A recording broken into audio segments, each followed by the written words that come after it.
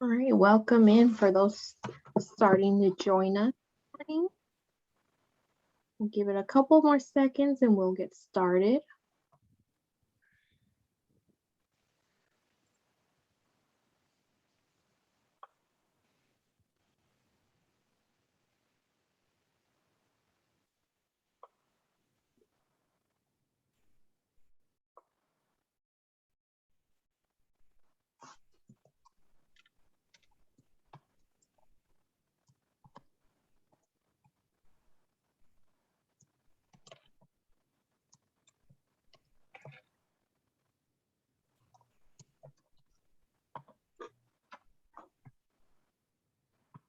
All right, so we'll go ahead and get started.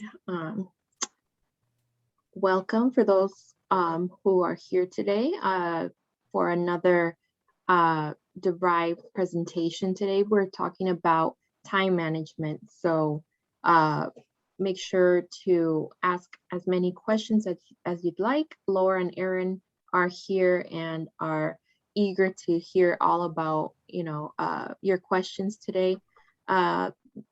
You'll be receiving this recording and the slides in our post-event email, so be on the lookout for that. And we will be doing a little raffle at the end. We have a couple Diamondbacks tickets to a game on September 1st against the Padres, so very exciting. And we'll announce the winner at the end. So with that, just a quick reminder, we have our very first signature event this fall leading to this fall tomorrow, August 19th, our Business Diversity Summit. It is open to the public, so make sure you register. It is a virtual event, so we hope you can make it 12 to 1:30 tomorrow. Again, open to the public, and hope you can make it tomorrow. And with that, I'd like to hand it out to Aaron and Laura to take it away. Thank you. Thank you so much, Elizabeth. But we are super, super, super excited again to be joining you all this morning. We're going to work together on some time management strategies. Laura and I are excited to be here. I'm looking forward to the same level of engagement today as what we had 2 weeks ago with the project management workshop. But we do have an activity to work through later on in this presentation. So if you can have a piece of paper and a pen nearby so that you can work through, a project on prioritizing some of your own personal projects and things so that you can work or identify some good time management strategies for yourself, that would be helpful because we want full engagement. But with that said, I'd like to start out with a question. If you had an extra 10 hours a week handed to you on a silver platter, what would you do with it?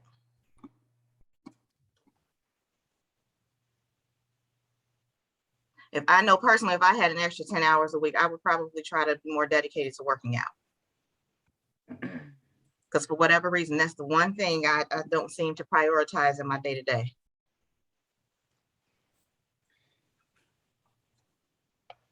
Laura, anything for you? Vacation. There you go. Oh. Now that I always make time for. Amber is back again. Hi, Amber. But yeah, work out more. So that's one of my big ones. Cleaning out the closet. Organizing my life. Sleep. Yes. Sleep and sleep. We were in a leadership meeting one time and they asked what is this I like to do on my free time? And I told them nothing. People don't value, that downtime enough, but you have to get it in. But thank you all so much for that input. In a normal 8-hour day, distractions and poor time management cost us about 2.1 hours a day. That's over 25% or a quarter of our workday. So let's see how we can get back some of the most important commodity, and that's our time. Welcome, Kim. And yep, reading. That's something we don't get much time to do with these days. But today we're going to look at several key areas of time management. Multitasking, identifying how to juggle multiple projects and things, etc. at the same time, and determine if multitasking is even a reasonable ask of you personally, or is it creating more chaos in your time management? Maximize your time. We're going to look at how to get the most out of the time you have without burning yourself out. Burnout is a big one, especially even as we've been working remotely, because people have been realizing that they're working more from home than they did commuting into the office. Prioritization, we're going to identify what needs to get done and in what order. And that's going to be part of the project that we work on later on in the workshop. And then we're going to identify some digital tools to get us organized and maximize our time. And then, of course, finally, we're going to wrap up with a brief overview of the education opportunities at DeVry University, along with the contact information for both Laura and myself. So let's get started. Here's another question for you. What would you say are your biggest time bandits at work? Please feel free to chime in on the chat.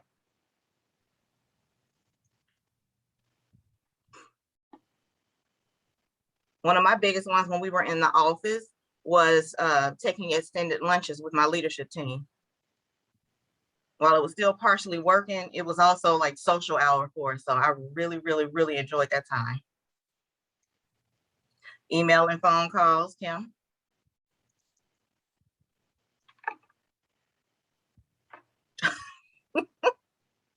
Amber, it was lovely. Impromptu meetings, Lord, yes.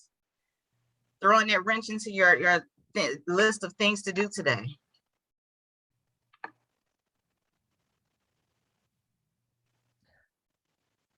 Morning coffee social hour.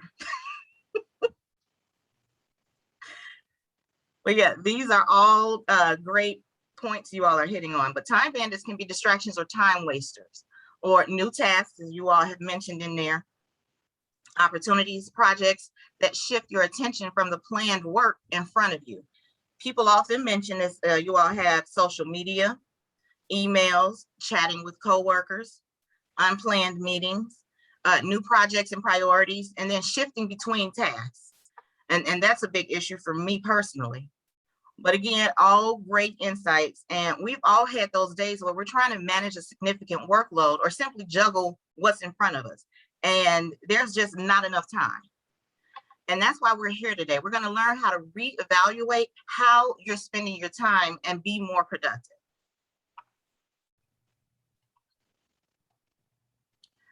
Let's talk about multitasking.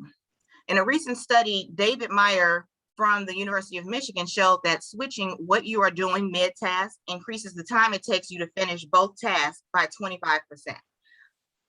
This can impact your ability to finish assignments on time or even diminish the quality of our deliverables. Now let's talk about how to reorganize when it is possible to multitask. Because let's just be clear, multitasking is not for everyone. I know at times I have tried it and it is very true that I've gotten nothing done on time.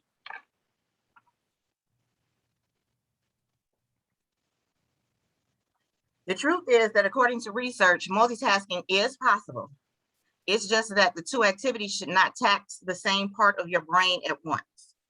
Multitasking is hardest when the tasks are similar to each other, but a bit easier if they are different.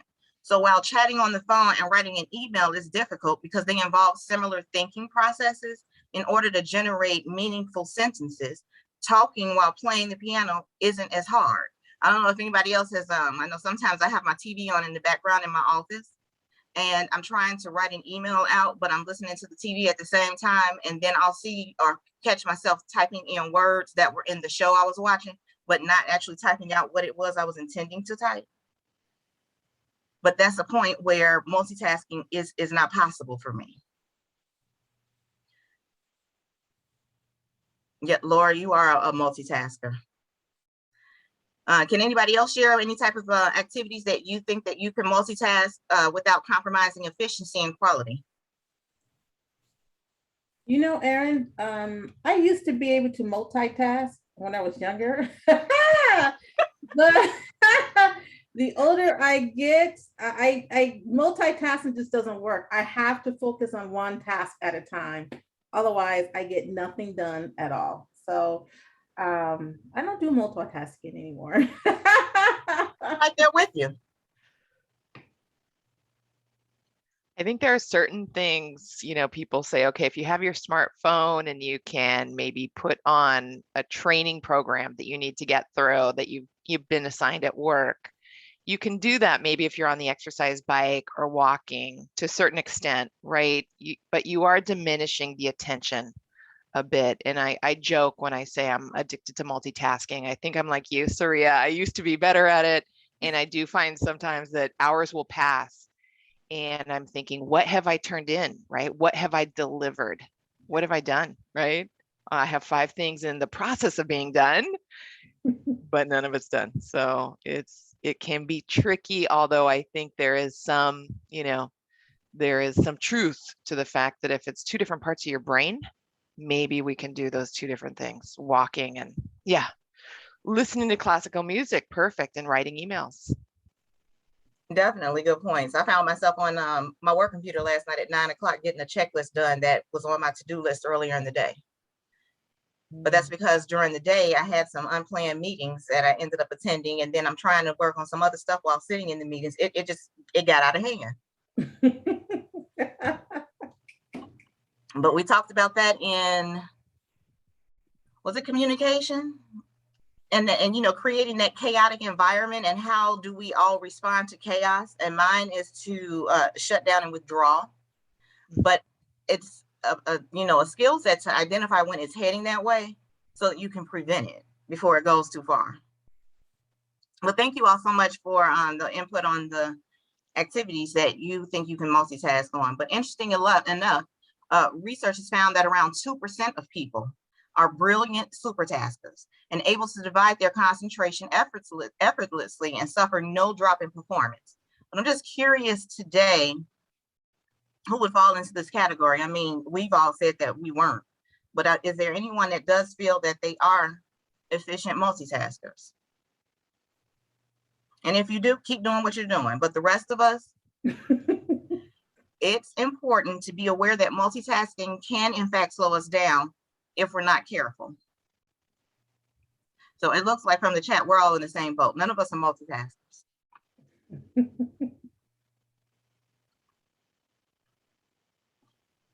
Now, how are we going to maximize our time? We have 5 tips to maximize our time. And the first one is giving your full attention to the task in front of you. When you set a clear rule that you will focus on only one specific task at a time, you increase your efficiency dramatically. The second tip would be to set specific time frames for task completion. It's amazing how focused we can be when we have a short amount of time to get a task completed. How many of you feel more productive when you are under pressure of a deadline?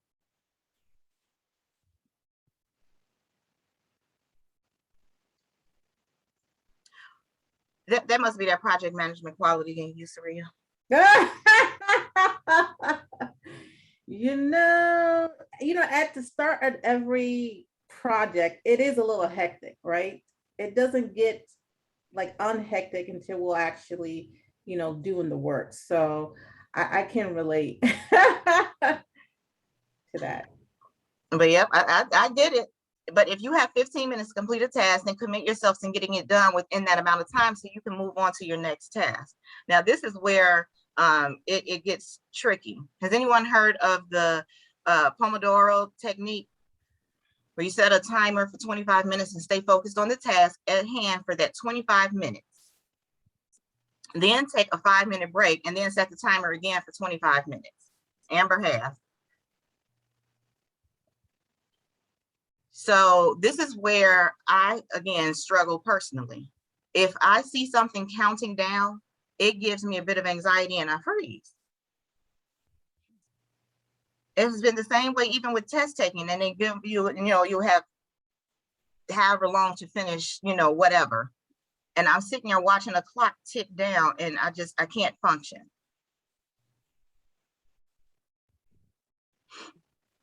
But moving on to our third tip, becoming more effective at switching gears. It wastes precious time when you have to switch gears between unlike activities. If you wear a lot of hats, this is important. I know Laura and I, we wear a lot of hats in our role. You know, at any given moment, we can be on discussing our community relationships, but then in the next moment, we're focusing on campus operations, two completely different tasks, but we're wearing hats that cover all areas of the business. And then what you can do is batch your tasks so that you're working on similar activities together. So phone calls, paperwork, financial analysis, emails, try to combine similar activities together to reduce switching costs. Yes, I agree, Laura. It's tough to switch mentally sometimes. Fourth tip, prioritize high payoff and low priority tasks. So at the top of your list should be the high payoff items with the lower priority items at the bottom. We'll get into some specific prioritization strategies a little later in the presentation, but that's the activity that I mentioned at the beginning of this workshop that we'll be working on, where you need your pen and paper. And then the fifth tip is to make a calendar and follow it. Write things down on paper or in your online calendar. Once it's written down, it's not bouncing around in your head, which can provide a lot of relief and control in your life. I know daily, when I log off at night, I take a Post-it and I just make a to-do list. And I have to go and check through those things the next day. But it helps keep me focused, even if they go and throw something else into the next day that I didn't anticipate or didn't plan on. But on that note, I'm going to switch it over to Laura. Thank you. Thanks so much, Erin. These are some great tips. I think the goal of today is just arming everyone with a couple of tips, a couple of thoughts, a couple of strategies to help us maximize our time. It is truly, like Erin said, our most important commodity, because we use time to make money, right? They say time and money, but really time is number one. It's the time that we use to get ahead in life, to accomplish our dreams, and to, really to earn that money, right? And to sort of make a dent, right? Make an impact in our own careers and accomplish our own goals. So I just wanted to ask everybody here who's joined us, how do you all prioritize, your day? We've given you some tips. How do you prioritize your week, your month? What are your go-to methods? Are you a list maker? What are your approaches? Okay, to-do lists on Post-its. Absolutely. I can see why the Post-it company makes so much money, right? Love Post-its. I have them posted everywhere. And then every once in a while, I'll just go through them all and, check off. I think there's a certain, yes, list makers, making a list, checking it twice. And then there's a certain pleasure, right? There's a certain satisfaction, I think, of checking off those lists, literally scratching out what those tasks were. Okay, getting through that list and then throwing it away and starting over. Lather, rinse, repeat. Okay, Amber has a daily planner, super organized for personal errands. So something, some people, yes, leverage that daily planner, something that you can keep handy in your purse, something tangible, physical that you can use and write, your doctor's appointments and everything else. And then your calendar on your phone and a digital to-do list for work. That sounds like an excellent combination. And just keeping your eye on all those moving pieces, right, is important, and crossing things off. So I want us to think a little bit deeper about how we prioritize literally what is on our list. I want us to step back and right now jot down 5 or 7 things on your piece of paper, if you have a pad of paper or something, or even if you don't, in a Word document or on your smartphone. Let's take a couple of minutes to jot down 5 to 7 items, tasks, projects that are currently priority for you. Okay, so even, Erin, Saria, let's just all take a minute to jot down those things that are swirling around our heads that we have to do today, maybe, by the end of the week, 5 to 7 important tasks. Okay, and we're going to keep this list handy. Okay, we're going to use it over the next couple of minutes as we move on. So hopefully you've had a chance to go ahead and do that. And we're going to talk about taking a look at those tasks and actually on the next slide, really just critically thinking about those tasks. I think we all default. I know I do. I make these lists, these long lists, and, I assume right off the bat, and maybe this is just me, that I have to do all of this on my own. I'm a high responsibility person, okay? And I have to do 100% of all of these tasks on my own. But we're gonna go over a way to look at all of your tasks a bit differently in an effort to get them done more quickly and effectively, leveraging the resources and your teams, i.e. the people around you. We're gonna consider teamwork making the dream work, okay? By delegating, managing up, etc. Okay, so let's take a look at our to-do list. Really, you always want to spend a brief amount of time unpacking or critically thinking about each item. And again, not just jumping to the conclusion that 100% of these tasks are 100% to be accomplished by you. So with your tasks, and this harkens back a little bit to 2 weeks ago, our project management presentation, you want to understand your responsibilities. You want to understand the scope of work. Okay, you're going to identify key stakeholders. If they're more complex tasks, who are the key stakeholders? Are they your clients? Okay, are they your partners, your colleagues? Maybe your director, your VP, your president, company owner. And you're going to think about those timeframes, not only the ultimate due date, but sort of mini interim timeframes or milestones. And really, we're going to want to think a little bit more, about delegation and about those stakeholders. Okay, again, truly dream work, or teamwork makes the dream work, and involving your team, right, and the people around you in accomplishing your goals is huge. It's huge. Okay, oddly, my list is full of things I have to accomplish and cannot delegate. Yeah, certain things we can't delegate. You have to go to the doctor's office, right? That's on you. But I think you will find that certain larger, more complex goals can be helped, right, by a team, or even if your team knows about your goals, sometimes even just through encouragement and helping you stay on task. The more we communicate, this goes back to our communication presentation, about the important goals that we have, oftentimes the more help we get, from out there, from beyond ourselves. So we're going to move on. And we're going to talk a little bit about delegation. Erin says it's very difficult to delegate. I think I may be the same way. I think sometimes naturally people are, it's tough for us to delegate because we're thinking, oh my gosh, is this faster if I do this myself? Some people are really good, but almost overly good at delegating. And we want to make sure that we're not over delegating as well. So what is delegation? It's sharing or transferring the authority and the associated responsibility of a task or a project to another employee or department. Okay, and I guess I'll do just a mini survey. Who is, of all of us, on this workshop today, I guess, who is really good at delegating? Who considers it sort of a superpower, being able to effectively delegate and get things done successfully? And who of us, like Erin and myself, we're more of the school of, it's a little bit, we just assume, I almost don't even think about delegating in my mind. Sometimes it doesn't cross my mind. And so that's an opportunity for me, and something that I'm working on is to think, at least give it some thought, right? Give it some thought. Who's excellent at delegating?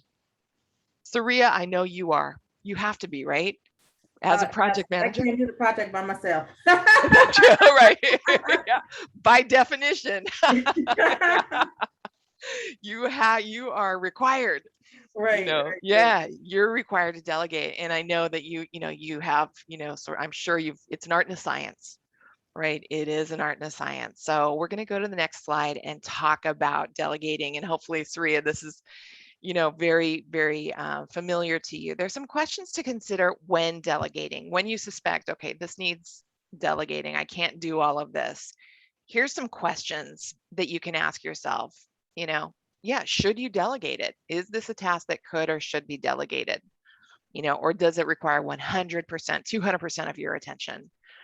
Now, here's a very thoughtful question. Do you have enough time to delegate it? Because it's true. Sometimes when I tell myself it's faster if I just do it, because yes, you have to invest time when you delegate, right? You have to let people know, you have to give them clear instructions on what your expectations are, what the deadlines are going to be. If they have any doubt about accomplishing that task, right? You have to spend time with them. You're going to have to check in with them.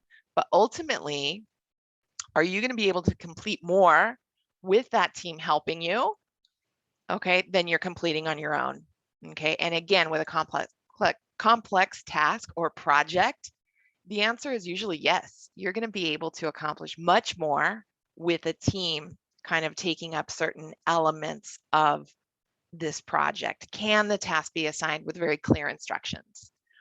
Okay, sometimes I do see delegation happening without clear instructions, okay?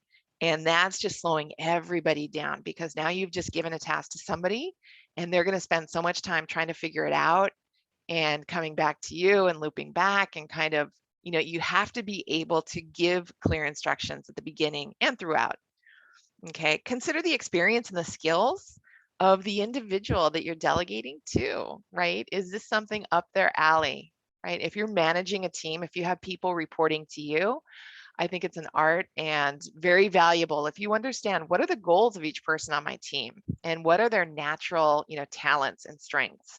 And is this something that they're going to be able to carry out? Or is there somebody else on my team that is so much better? And I think it absolutely is worth considering. What are the talents and skills, on my team? And if you don't have direct reports, just amongst your colleagues, right? Who will love and be motivated by this task?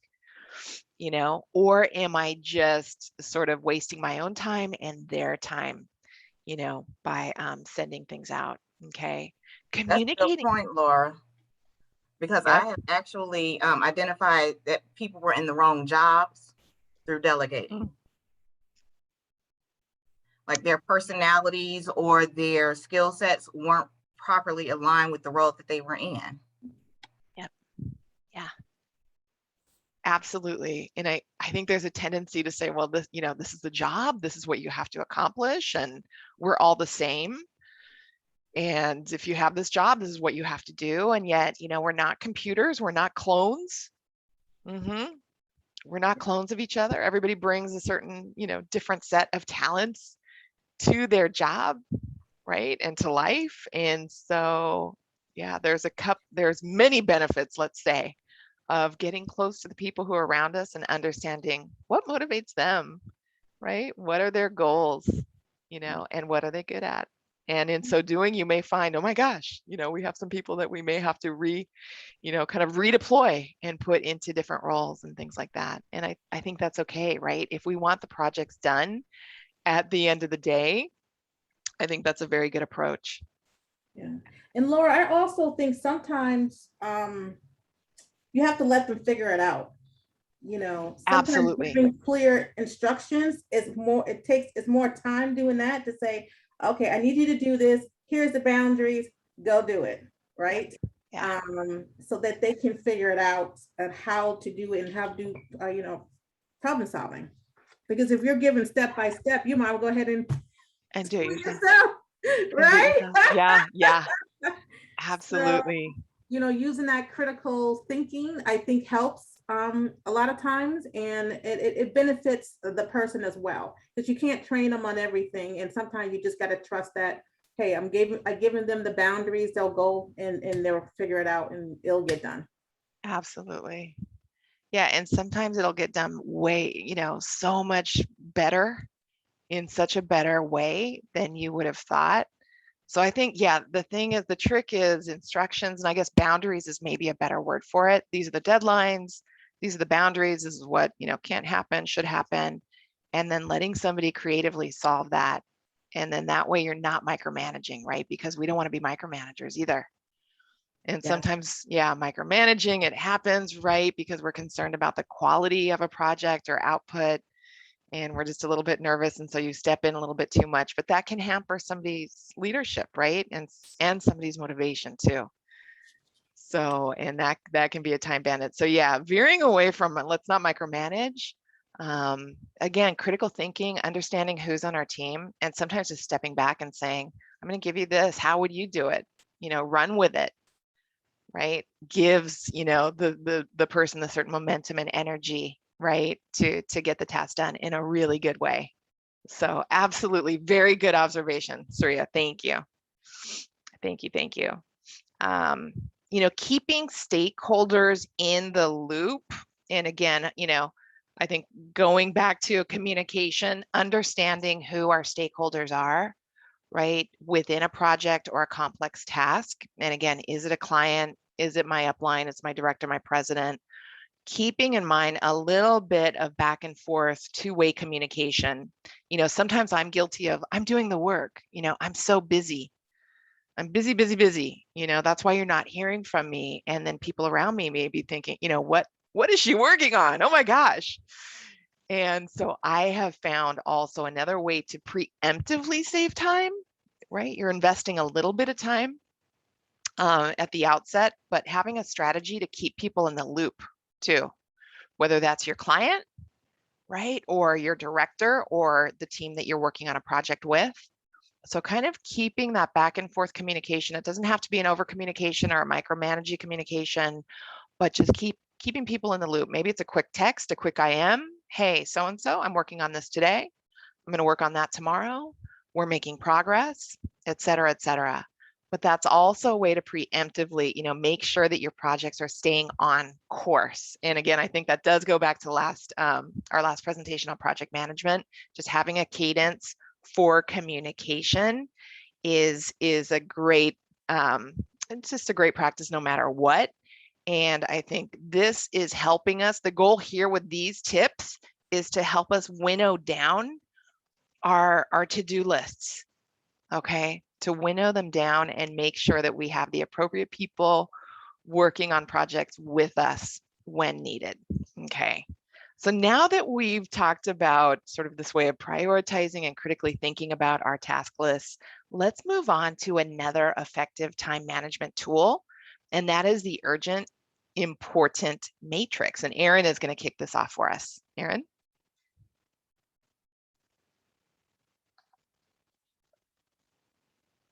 Oops, might be on mute.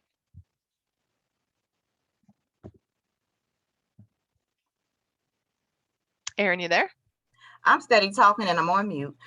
There you go. I'd like to go over Covey's urgent important matrix. In the business classic, The 7 Habits of Highly Effective People, Stephen Covey popularized the concept of the urgent important matrix.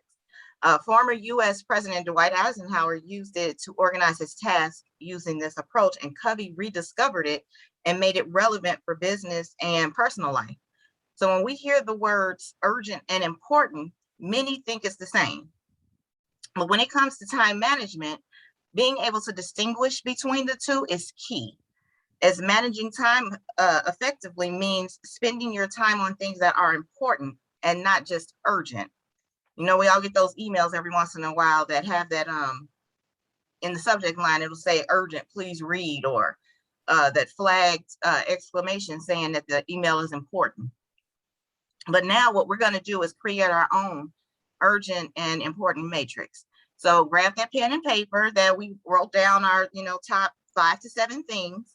And I want you to draw a big box on your piece of paper and then divide it into 4 squares or quadrants. And I'm going to do this as well because I have some things I need to work on.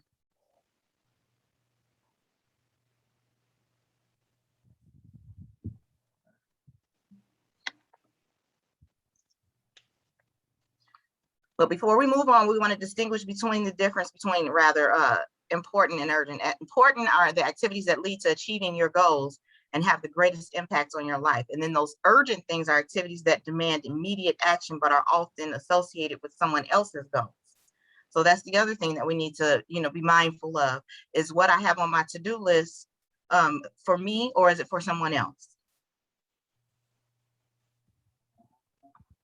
But we are going to go ahead and move along. And we're going to go through the quadrants together to learn how it applies to our lives and our careers. And as we go through each quadrant, fill in your personal tasks that best fit the description. So we're going to get started in quadrant 1, and that's in the upper left corner.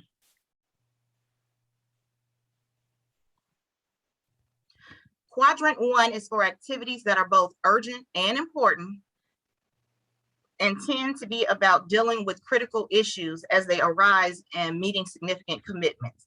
These duties need to be done right now before you move on to anything else. So in quadrant 1, in your box, fill in the daily tasks in your life that you think are urgent and important. I know for some of us, that may be getting a cup of coffee.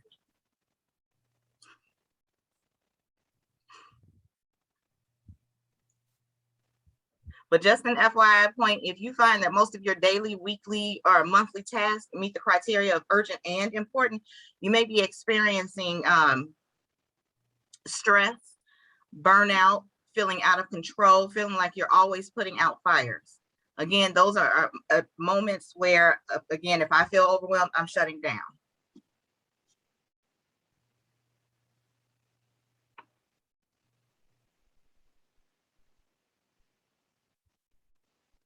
Is everyone good in quadrant 1? You have your list?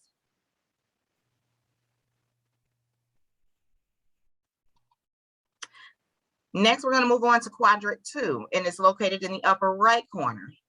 Here we put success-oriented tasks that are critical to achieving goals. These tasks should be one after items in quadrant 1. Wait, let me go back over that.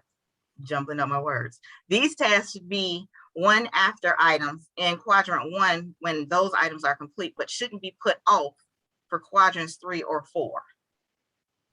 I hope that made sense to everybody. It has to be done after 1, but you can't jump into 3 or 4 until these are done. If we spend time in this quadrant, we can keep items from moving into the urgent and important quadrant. So what are your important but not urgent tasks? Those are what we're going to put in quadrant 2.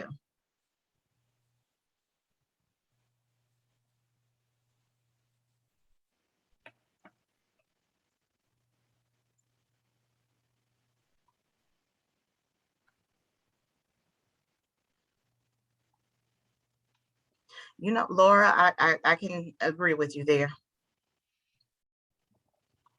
I think 100% of, yeah, I'm in 1. Why? Because there's meetings, there's things you're prepping for, there's things that, oh my gosh, you maybe should have attended to earlier and haven't. And so now they are urgent. And so it's like, bam, getting through that urgent and important. These are not unimportant things to do, work related. Yet there are so many longer term things that are important, not necessarily urgent. They don't have a deadline, right? And I tend to love those deadlines. And because these things maybe don't have a deadline, they don't get done or they don't get the attention they deserve. So I think that's at the heart of it, right? This whole conversation. How can we make more time to get into this quadrant and work on the things that truly make an impact in our lives and in our career? Definitely. And then what I've also found, there are items that can sometimes end up in quadrant 2, but because you've been given a deadline, but maybe that deadline is 2-3 months out. Yes. So you let it stay on that back burner, and then all of a sudden now it has become urgent because you waited until the last minute to get it done. Yes. But if you find that most of your tasks meet the criteria of important and not urgent, you'll find that you may be feeling, this outcomes of long-term perspective or growth and control and have fewer crises. So now we'll have Laura take us through the next 2 quadrants. Thank you, Erin. So moving into the lower left corner, quadrant 3, this is our urgent, not important quadrant. And these activities do not move you forward towards your own goals.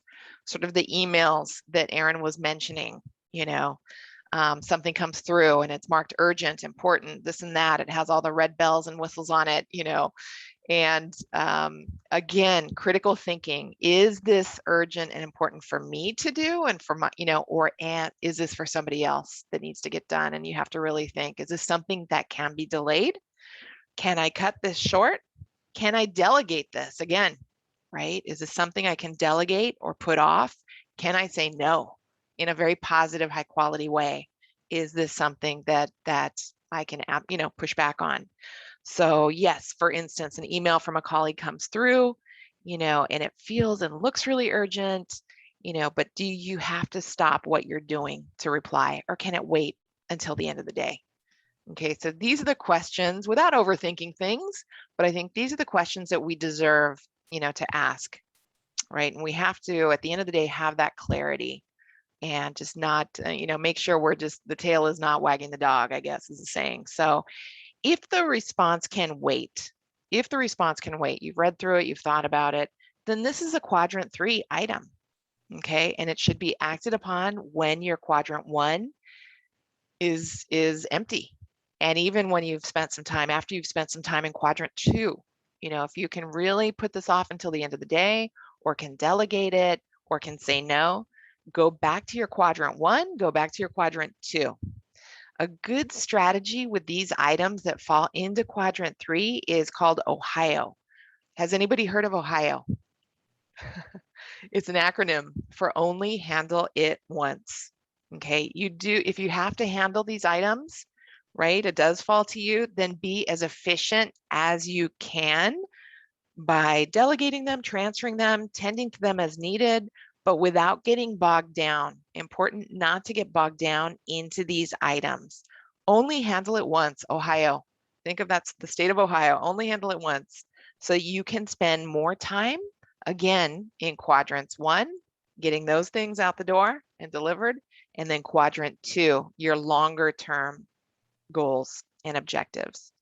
Okay, so FYI, if you find that your day is taken up, or even on the list of your items that you put down, if many of them are falling into this quadrant 3, you may find and experience the following outcomes: delays, deadlines jeopardized, right? Why? Because you're staying busy. This is busy work with low payoff. You're staying busy and you're not tending to your quadrants 1 and your quadrants 2. So those things may jump up, right? And surprise you. You've been busy, quote unquote. Oh my gosh, I've been busy all day long, but I've been working on other people's objectives. Okay. So that is quadrant 3. Interruptions, some phone calls, some emails, reports, some meetings. Just be very, be very careful, be cognizant. Again, using critical thinking. And only handle it once. Moving right along in quadrant 4, we're getting to the not important. This is not urgent and not important, okay? These are the items that are trivial, interruptions, just distractions. They should be avoided if possible. Again, busy work, answering every single email, cleaning out that inbox, okay? We need to be very mindful of our time here, okay? And if you find that most of your tasks that you jotted down meet the criteria of not urgent and not important, you may find the following outcomes: a feeling of never getting ahead. Why is it that I'm not getting ahead in life or at work or on this project? Why is my task or my project behind in terms of its deadline or its deliverables? It may be because you're staying busy with very trivial, very busy work, time wasters, some of those time bandits that we talked about earlier, those impromptu meetings that really we should definitely be saying no to. Escape activities, social media, excessive TV, irrelevant emails, right? Even in the evenings when sometimes I do need to get caught up on stuff. I'm in the habit of watching certain shows, right? With my with my daughter, with my family, and maybe some of that could be given up. I mean, as long as I have things that need to get done and out the door, that's going to get me more ahead. So just critically thinking about how we spend our time and not spending too much time here. Really, you only want to be here once everything else is cleared out, 1, 2, and 3. Okay. So moving right along, just as a review, we'll take a look at this entire quadrant once again, 1, 2, 3, 4. In short, a good way to look at this quadrant is take care of what's in quadrant 1. Okay, if you have items in your quadrant 1 right now, definitely Downton Abbey, absolutely. Oh my gosh, so many good shows now. Very addictive. But yeah, quadrant 1, if you have things here, tend to them after this workshop, get on it, get them done, get them out the door. Why? So you can live in, ultimately we want to live in quadrant 2. Okay, or our productive hours at least should be in quadrant 2. And this is true recreation. I mentioned vacation. Vacation is important, right? Reading, somebody said, reading, that true recreation that feeds you, the relationship building that is so important in life among our families, our friends, and at work. Absolutely. Relationship building, planning for the future, understanding what our values are, preventing long-term problems, right? Preparing for the future, empowering ourselves, right? Through education, investing in ourselves. Okay, this is where we want to live. Most of our productive, waking time should be in quadrant 2. And then quadrant 3 is more, okay, you have to deal with it. It's urgent, maybe for somebody else, maybe not for you. Probably you have to, deal with it to a certain extent. Some reports, some emails, interruptions, meetings, etc. See what you can do to get it off your plate efficiently. Only handle it once. And then 4, think about it as vacation, really. This is where, this is where I'm watching my shows. I'm binge watching, I'm spending time maybe on social media, getting caught up. This is where I go during productive hours, only when everything else is really cleared out. So this matrix, it's tried and true. I'm sure you're all very familiar with it. It's an effective way to really see things in a new light so that you can determine what's important but not urgent, and moving from a survival mode, living in that quadrant number 1, to true achievement. Okay, if we can discipline ourselves and really, work with this quadrant, this can get us out, from any of the boxes that we're living in right now, so that we can be in that second box. So now that we've covered some ways to filter our workflow, let's switch gears and look at how we can leverage technology perhaps a bit more, and devices that we use on a daily basis to increase our productivity. Erin. Thanks, Laura. So I'm going to open this up to everyone. I know that we asked, how do you organize your day, but what additional tools do you use other than lists to stay organized on the go? When we started the year back in January, I went and got a personal planner, and I thought that it was going to be an effective tool for me. But unfortunately, what I found was that having to-do lists in several different places was a little chaotic for me. And that planner lasted maybe 2 weeks.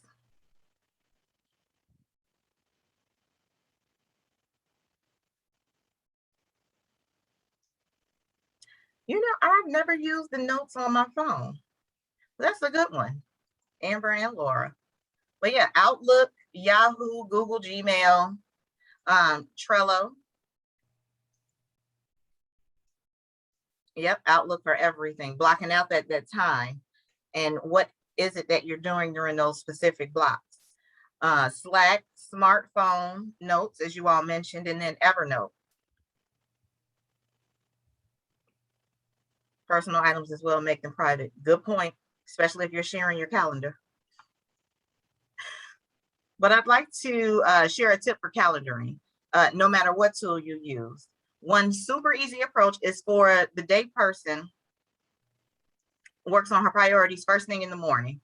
And at the end of the day, we'll block time for creating a to-do list for the next day. The night person works on their priorities much later in the day and uses the morning to block time for creating a to-do list for the current day.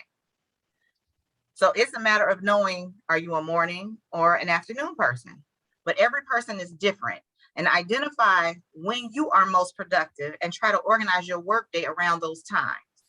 Who's familiar with the eat the frog concept? Oh my gosh. You do your toughest items when you have the most energy and are not yet inundated with emails and other distractions. I know for many of us, that may be the first thing in the morning. Sometimes some of us have to get up and start working before the rest of our teams start working, because that's our me time. But now that we've gone through that matrix and we're all super organized at this point, it's important to also take time to unplug from your technology and recharge.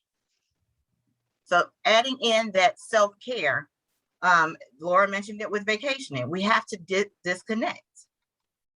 And whether you consider this in quadrant 2 or quadrant 4, you need to make time to get away from all the productivity tools once in a while to refresh.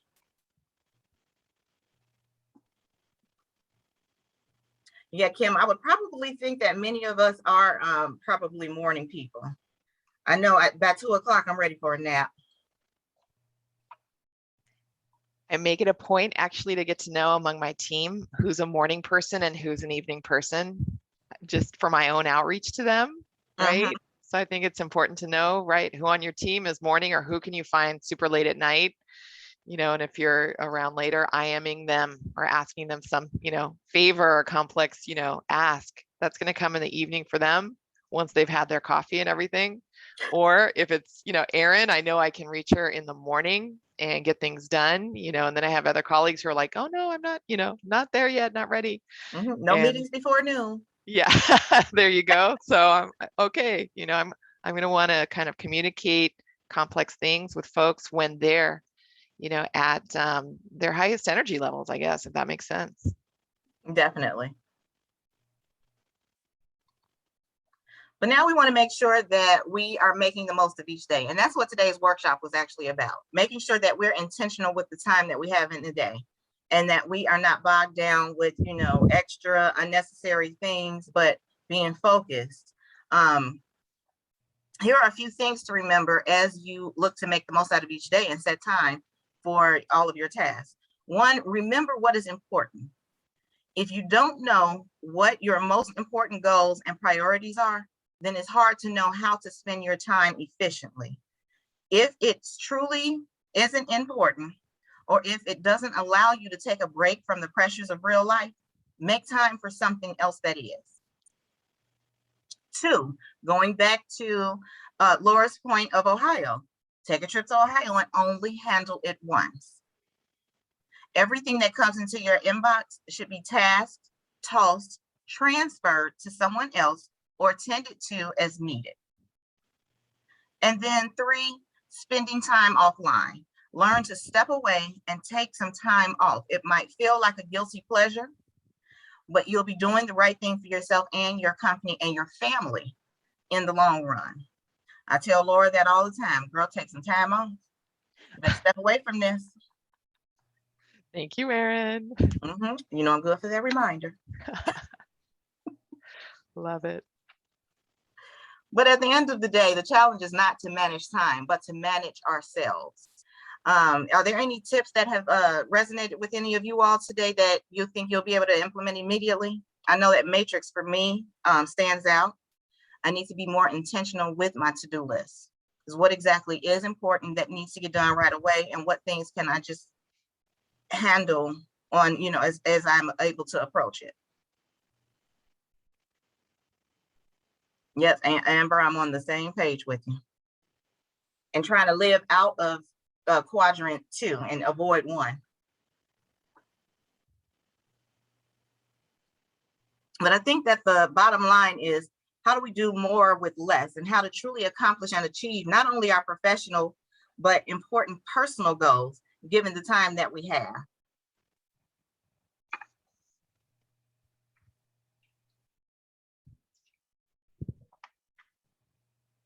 As we wrap up, I did want to let everyone know that if you are interested in continuing your education, Laura and I are here. We've shared this at every workshop. We are here to help you navigate what those options may look like specifically for you. Those that are not familiar with DeVry University and our programs, we are a program both online and campus that caters to working adults. So you have the flexibility with your class schedule so that you can continue to maintain your full-time work and support your families, but also take that time to invest in yourselves. We offer master's degrees, bachelor's, associates, and certificate programs in the fields of technology, business, and healthcare administration. But if you have any questions or again, want to see what these opportunities look like specifically for you, please do not hesitate to reach out to either Laura or myself, and we will be glad to assist you. But I want to thank you all so much again for joining us. This is our 6th presentation. Time is really flying, but thank you. And if you have any questions, please feel free to let us share those questions with us now.